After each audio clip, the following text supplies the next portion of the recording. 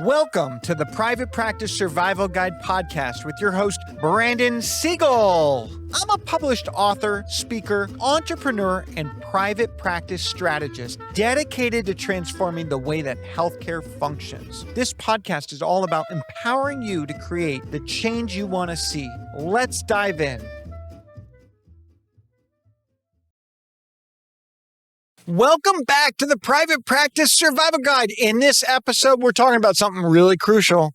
We're talking about your employees, and we're going to break down the employee journey. We're going to talk about defining the trajectory. So let's ask a question. How many of your employees want to grow? How many of them respond when you say, I'm invested in your trajectory? How many of you define their trajectory? So one of the things we have to recognize is we need to understand, do they want a flat line? Do they want to have a steep climb? Do they want to have a gradient climb? What does their journey look like? And journey comes in different walks. Journey is not just, hey, I want more money, more roles, more this. Journey is knowledge. Journey is confidence. Journey is skill attainment. Trajectory of an employee's journey is more than just money. So let's dig in.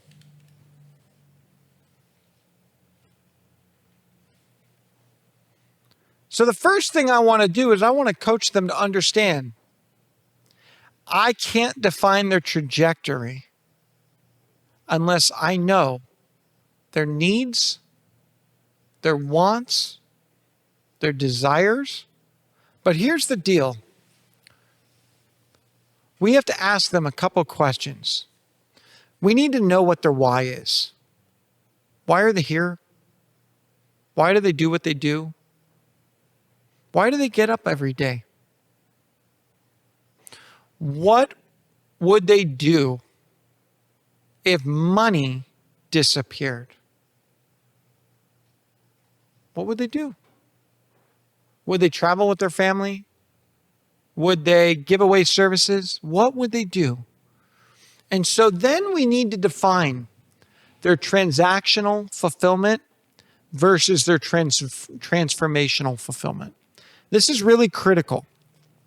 Transactional fulfillment is, what do I need in order to be fulfilled on a transaction level? So in my ideal world, I want to work 30 hours a week. That is my output.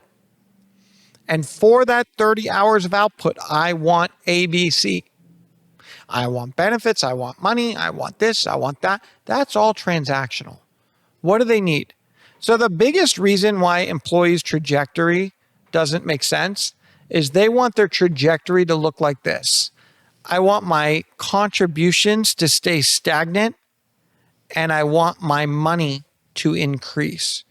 So transactionally, if you say to me, I want to do the same thing every day for the next 50 years, and I don't want to contribute any more time, any more money, any more resources, but every year I want a 3% increase. 3% times 50 years. Do the math. If we were to do that, we would have to pay them what we can afford 50 years from now, and we'd have to subtract all of that so that we slow pay them. Because transactionally, their financial transactional trajectory is not in alignment with the performance trajectory. We pay people based on what we afford. And when we can afford to give them raises is when we're underpaying them, unless they're generating above and beyond the revenue projected. But we have to understand what that transactional fulfillment is. Once we have transactional fulfillment, now we shift to this next thing. What's your transformational fulfillment? What do you need to do every day to feel good about what you do? I will never forget. So maybe about 13 years ago, I'm going to say it that way. Could have been longer. My wife's an occupational therapist, and I hope she's not listening, but she may be. So my wife one day is like, Brandon, I mean no disrespect, but we're not bringing enough money. At this time, we had just had our daughter, and she was like, we need to make more money. I said, okay, so what are you proposing? And she had a full-time job. I had a full-time job. She said, I'm going to work weekends, and I'm going to work them in a skilled nursing facility. And some of you love skilled nursing facility, and it fits your transformational bucket, and I am so proud of that. My wife, I said, I want you to walk in and experience it. You don't know what you don't know. She's like, really? She's like, it pays well. I get more for my time. Like, this is just transactionally, it's going to fulfill me. I'm like, okay, it's great that it transactionally fulfills you, but you have to see what it does to your transformational bucket. She walks into this skilled nursing facility. I'll never forget. It was in Chatsworth, California when we lived. It was a while ago. She walked right out. She called me and she said, I said, what? She said, I was not made to do skilled nursing facilities. I go, what do you mean? Is it too hard? She goes, no, it's like a combination of watching people rot and watching paint dry. And I was like, okay, transformationally, she wasn't able to see the progress that she wanted to see. And I want to be clear, this was not about the patient census, because she actually loved the geriatric home health side of things. This was the way that systems in that skilled nursing facility were set up, the way that they prioritized money, the way that you build, and ultimately what it came down to was transactionally, the transformational bucket was so empty, it wasn't worth the transactional fulfillment. We need to make sure we understand that. Don't let someone come in who is fulfilled transactionally, but transformationally, they feel empty. And at the same time, don't let someone who is transformationally fulfilled, but transactionally feels empty. Both buckets must be filled. Help them understand their why through Maslow's hierarchy of needs. For those who don't know Maslow's hierarchy needs, study it, Google it, but self-actualization is the top of the pyramid. That is going to be the transformational alignment, but transactionally, it is the base of that Maslow's hierarchy in terms of self-needs and fulfillment and paying rent and all those things that are going. So you need to build that pyramid with them so you know what it looks like. So everyone wants growth, but identifying their growth journey is crucial and defining what growth means. So we want to ask all of the following. What does fiscal exchange look like? Compensation, benefits, PTO, flexibility. What does role exchange look like? They want to grow in roles. I want to manage. I want to create. I want to do all these things. What does educational exchange mean to them? Continuing ed, certifications, knowledge enhancement. What is the personal priority exchange? More time for personal priorities, growth and personal enhancement, work-life balance, blah, blah, blah, blah, blah. What is the fill your bucket exchange? Very important. It fills my bucket. So there is a world where someone leaves corporate America, goes back to school, becomes a teacher, takes a 6-figure pay cut because of the following: personal priority exchange and fill your bucket exchange. I now get summers off with my kids. I now get to fill my bucket by helping kids grow. Don't think in one bucket. I want all of them. So again, fiscal education, role exchange, education exchange, personal priority exchange, and you got it, fill your bucket exchange. All of these matter. and being able to pick and choose which ones you prioritize. So don't let them hold each one at the same priority. I want them to pick one from most important and 5 or 6 from least important. Make them rank the priority. Is fiscal 1 or 5? Is role 1 or 5? 3, 2, you got it. You know what I'm talking about. This is really important. So the roadmap to retention, we need to onboard them. We need to orient them right. I'm shocked because we get so excited. We hire them. They accept our paycheck, right? And our offer letter. And they show up and you basically say, here's your desk. Here's your manual. Here's your manager. Go get them, Tiger. Have some fun. We spend more time trying to find the right candidates than orienting our candidates. Create that roadmap. So I want you to set the tone of a growth culture. That means that everyone has ownership. We involve owners, executives, and clinical leaders. They all get to be part of our onboarding process. There is a functional expectation.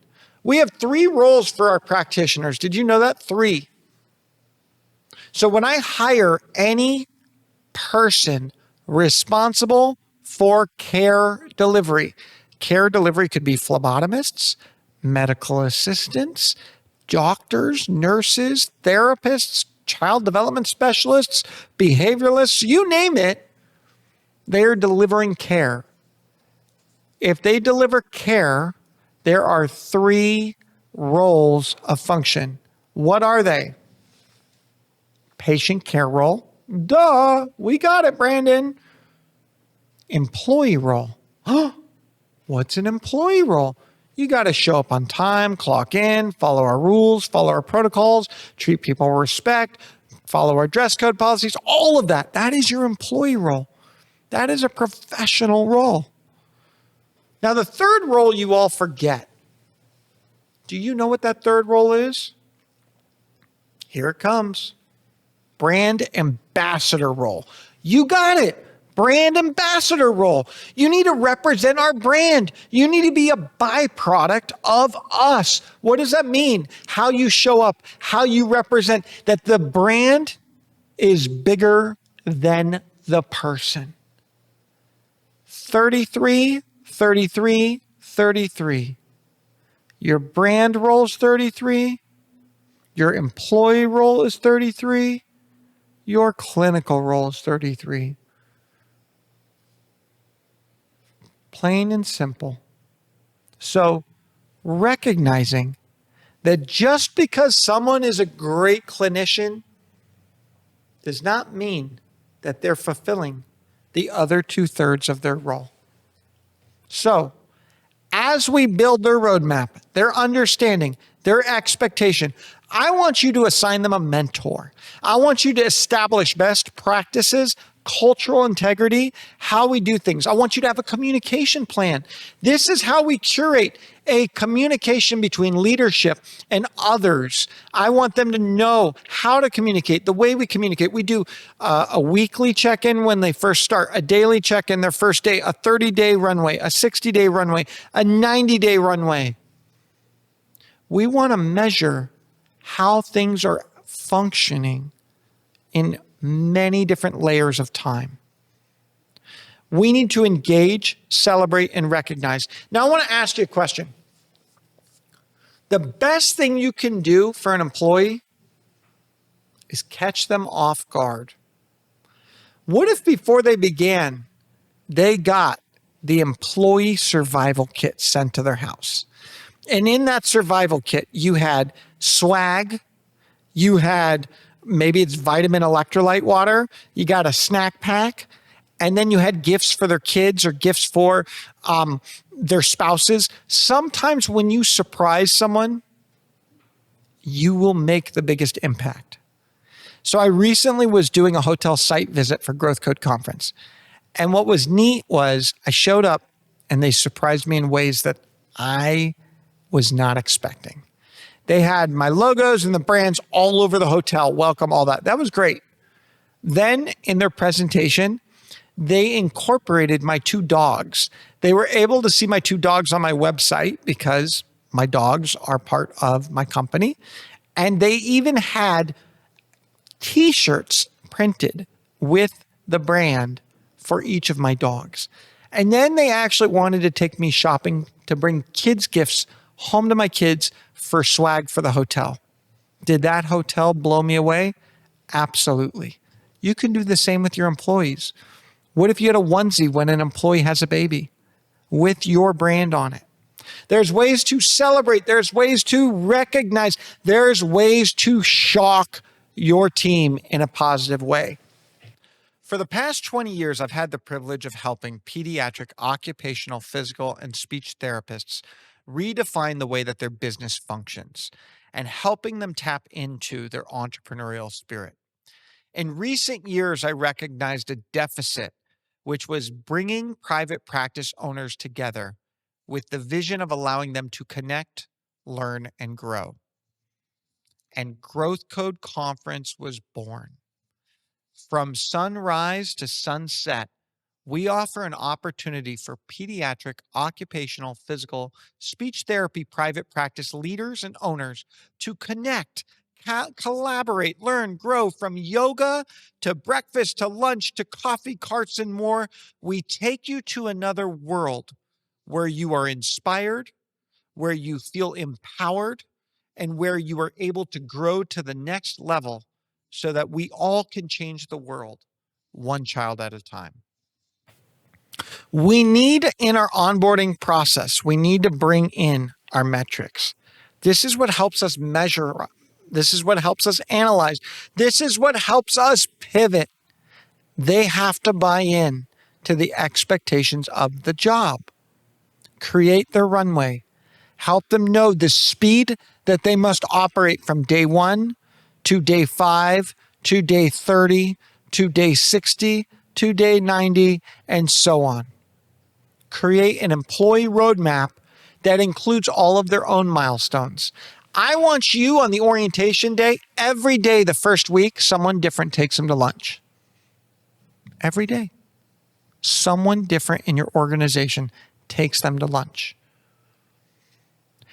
Anyone that takes them to lunch must be the epitome of a brand ambassador. They must represent the brand better than you do. So we're going to create a 12-month roadmap for them. Don't set it and forget it. It's an evolving thing. Do you remember the science of happiness? I keep saying it. What's one of the most important things? Let's name the 3 just so that we're on the same page. They must feel connected. How do they relate with you, the team, and leadership? How do you keep them feeling connected? They must have alignment with the purpose. How are you bringing that into the equation?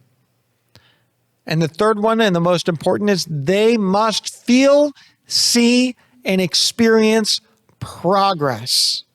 Your 12-month roadmap, it's got to have progress. Here's milestone 1, milestone 2, milestone 3.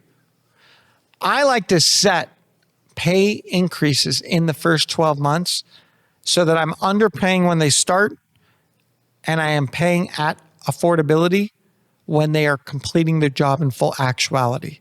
And there's a competency checklist in correlation to those pay increases. So we want to know what our employees' career roadmap is, so we're going to forecast with them. What is a 24-month goal? What is a 12-month goal, a 24-month goal, a 36-month goal? What is a 60-month goal? 5 years. And here's the deal. What needs to happen for you to be here 10 years from now? What do we need to do? Where do you need to be? All those buckets that we discussed, how do all of those buckets look 10 years from now? What is the responsibility of the employee versus the employer to reach those milestones? And how are you helping your employee practice that science of happiness? Are you giving them books? See, one of the books I like to give my employees, The Ideal Team Player. Great book. Crucial Conversations. Another great book. So when we're looking at this life cycle of engagement, we attract them to apply, we recruit them, we onboard them, we develop them, we retain them, and eventually we're going to separate. What is your ideal separation? Retire. On the attraction recruitment, we want to hire them. On the onboarding, we want to inspire them. On the development and retention, we want to admire them. On the separation, we want to retire them, meaning that they're done, that they are ready to move on, and they no longer have the need, want, desire to work. So we want to have an employee dashboard. We want to set that up. We want to structure it. What are the things we want on that employee dashboard? We want a stress gauge. We want to indicate monthly if their needle is staying in the green, yellow, red, identifying where stress is and teaching proactive strategies to reduce stress. We all handle stress differently. We hold it differently. Where do I hold it? My shoulders, my neck, my upper back. The physical therapist always yells at me, but that's where I hold my stress. But as I've gotten older, I hold it in my bottom. I don't know about you, but pelvic floor, okay. We also want to look at our intrinsic motivation gauge. We want to optimize employees' intrinsic motivation on a monthly basis. Green, yellow, red. Reference info from your hiring process and annual reviews.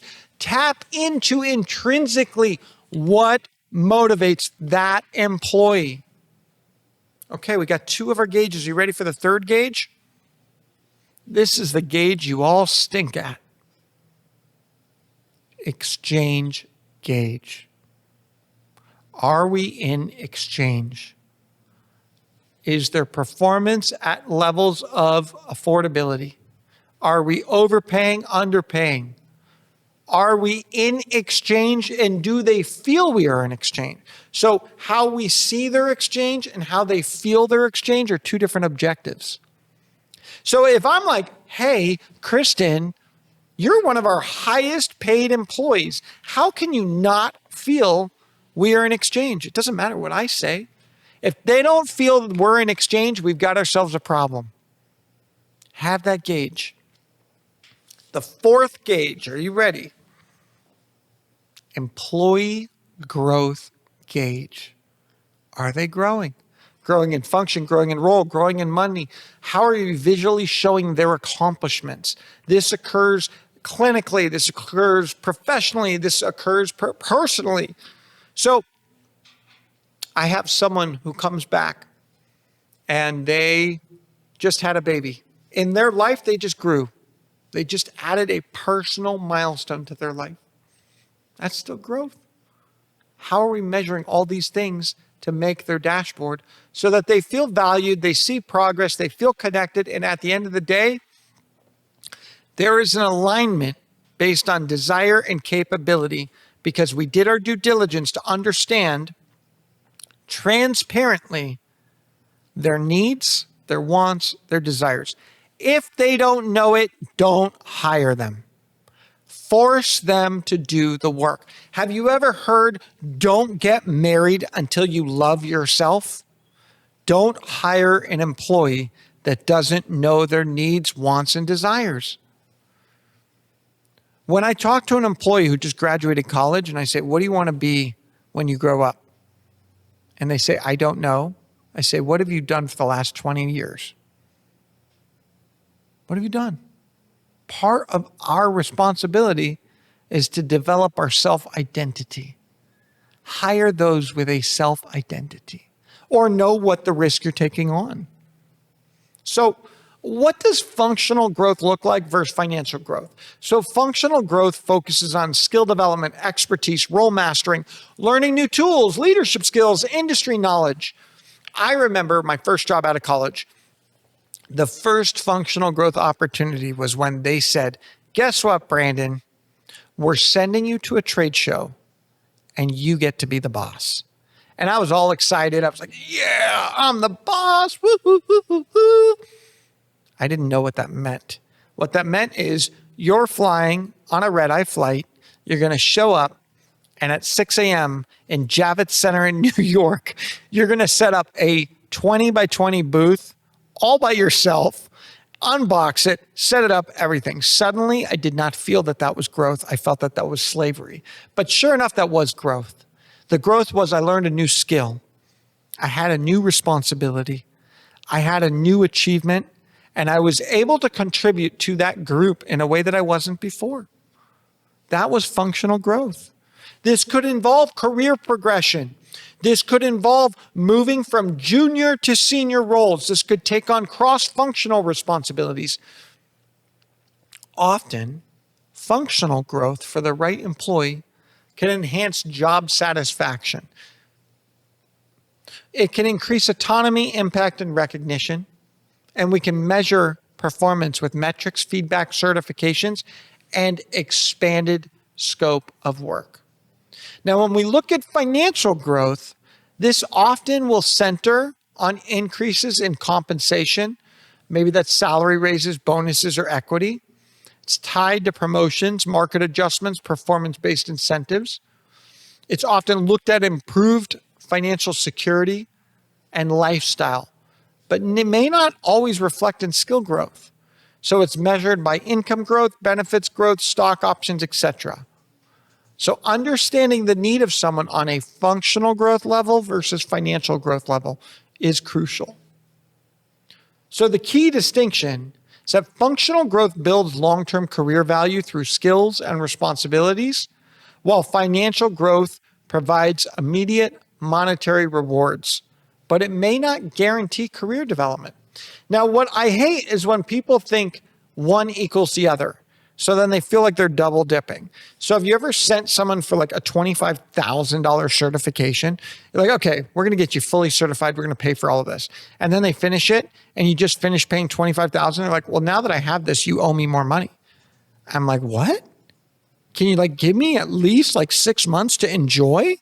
Literally, they're like, well, I just did this. I'm like, you got paid for it. We paid for it. Well, I put time ago. Your time was paid for. We invested in this. You invested in it on our dime. So make sure you're careful, because sometimes functional growth, it only means something if it means financial. So I'm like, what if I told you to sit and look like a duck for the rest of your life and you get 10% increase every year? Would you take that? If they say yes, you know they don't care about functional growth. Every time I get an application and I say, why are you seeking new employment? And they say, I am looking for growth. And I will ask the question, what does growth look like? And if you had to pick for the rest of your life one category of growth, function growth or financial growth, and you can't have both, which one would you pick? And if they say, I need both, or I need one, or I need the other, you must look at that with them. Most will tell you I need functional growth. And they're like, but financial growth would be nice. But the reality is most need financial growth. That's sustainability.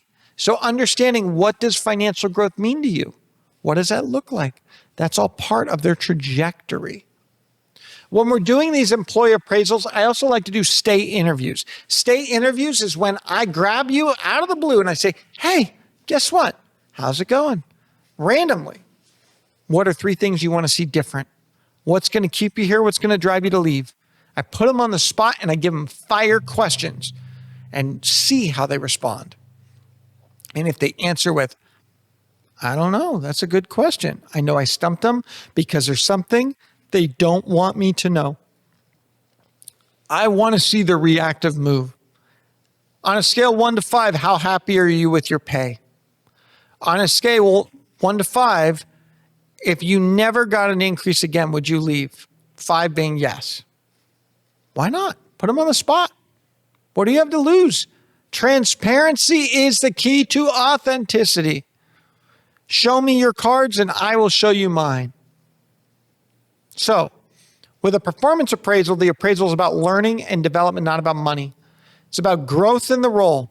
It's about functional growth, not financial growth. So when we look at performance appraisals, we're looking at functional growth.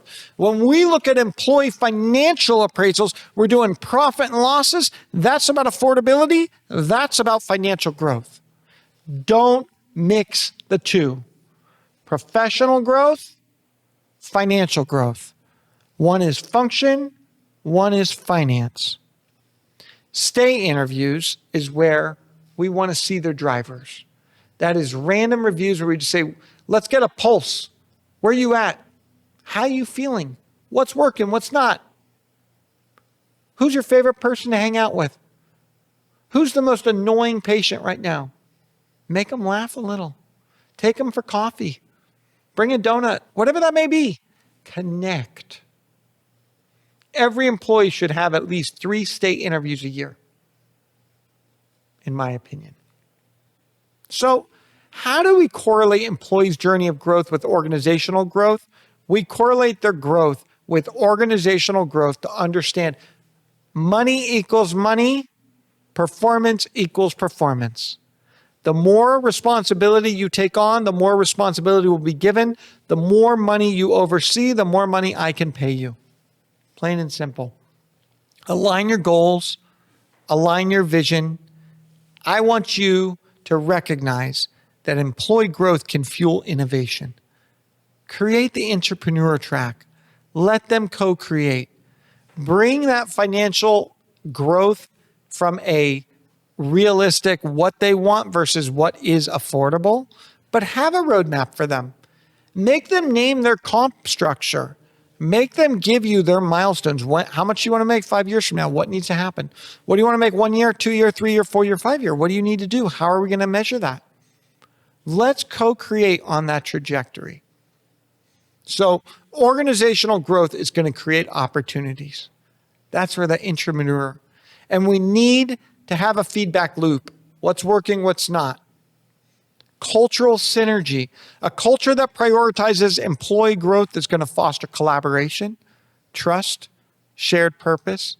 Aligning your individual goals with your organizational goals. Let them name the organization's goals. Where do we want to be? How much money should we make this year as an organization? How much do you want to make? Get rid of the stigma. Again, no margin, no mission. No money, no honey. Make it happen. So the key correlation is that employee growth, functional and financial and organizational growth are interdependent. Employees who grow in skills and rewards will contribute to the organization's success. As they grow, we grow. While a growing organization provides resources and opportunities for employee advancement, creating a mutually reinforcing cycle. Did you know a 2023 LinkedIn report showed that companies with a defined employee journey experienced 55% higher engagement rates and 32% better retention over 3 years and reduced hiring costs by 20%? The employee journey must be defined. In the words of Steve Jobs, the only way to do great work is to love what you do. Thank you for tuning into this episode of the Private Practice Survival Guide podcast. Don't forget, like us, subscribe, remember, wave to me, say hi, do all the things you want to do because together we can thrive, not just survive. Thank you for tuning in to the Private Practice Survival Guide podcast. I'm incredibly grateful to each and every one of you. Exciting news. We're now available everywhere, from Spotify to Apple Podcasts to YouTube or anywhere you like to listen to your podcasts. So watch, listen, and reach out. If you love this episode, please drop a 5-star review. It truly means the world to me. Are you looking for more ways to elevate your practice? If so, now is your chance. Reach out, go to my website, or email me at brandon@wellnessworksmp.com. And remember, it's not just about surviving, it's about thriving.